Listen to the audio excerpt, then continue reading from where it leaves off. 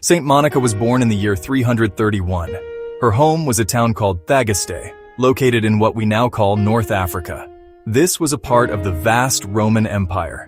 She was born into a Christian family, which was significant at that time. The Christian faith was still finding its place in the world, and to be raised in it from birth was a profound gift.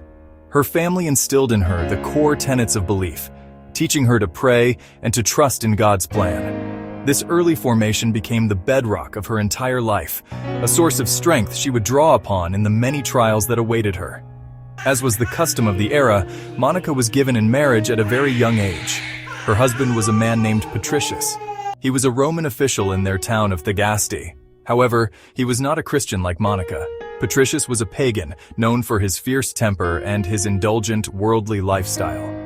Monica responded not with anger, but with incredible patience and gentleness. She understood that arguing with him would only fuel his rage.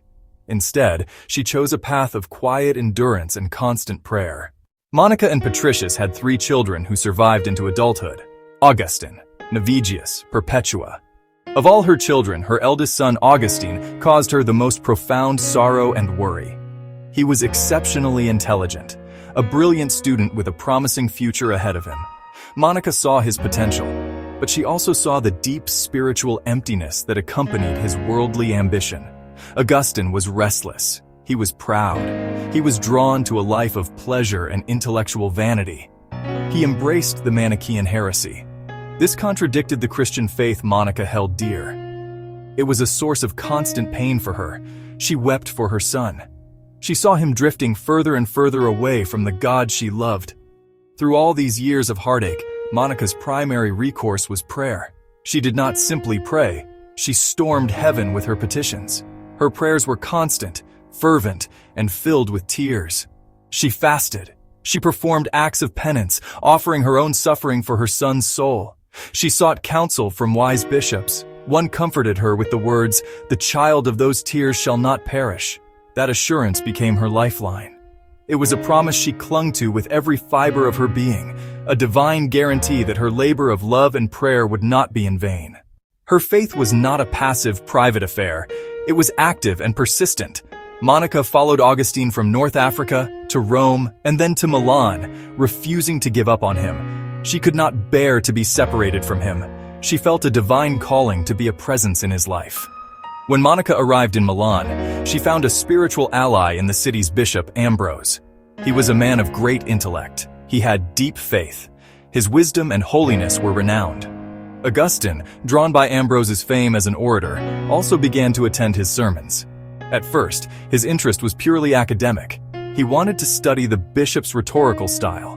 But as he listened, something deeper began to stir within him. Ambrose's message, the truth of the scriptures, struck him. The turning point came not in a church, but in a garden. Overwhelmed by inner turmoil, Augustine wrestled with his conscience. He heard a child's voice chanting, "Tolle, lege, tolle, lege." He picked up a book of St. Paul's letters and opened it. The passage spoke directly to his struggle. In that moment, the grace of God flooded his heart, and his doubts vanished. The intellectual conversion that began with Ambrose became a full conversion of the heart. The conversion of Augustine was the culmination of Monica's life's work. In the year 387, at the Easter Vigil in Milan, she stood and watched. Bishop Ambrose, Augustine, Deodatus, Alypius. One can only imagine the profound joy and gratitude that filled her heart.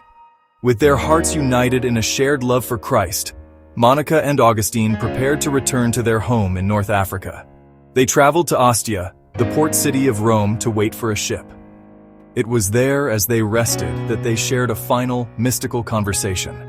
Leaning against a window that overlooked a garden, they spoke not of earthly things, but of the eternal life of the saints in heaven.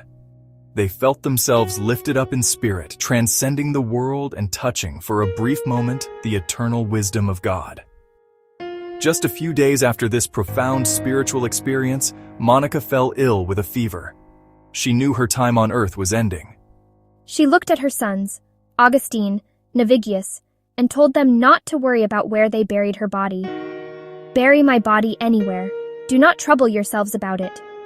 I only ask this of you, that you remember me at the Lord's altar, wherever you may be. Her worries were over. Her son was a servant of God, and she could now depart in peace.